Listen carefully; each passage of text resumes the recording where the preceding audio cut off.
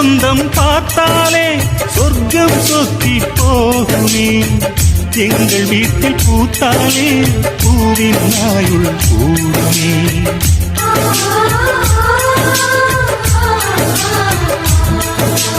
இரண்டு கண்கள் என்றாலும் பார்வை என்றும் ஒன்றுதான். உருவத்திலே தனித்தனிதான், உள்ளம் என்றும் ஒன்றுதான். ஒரு சேவல்தான் நடை காத்தது.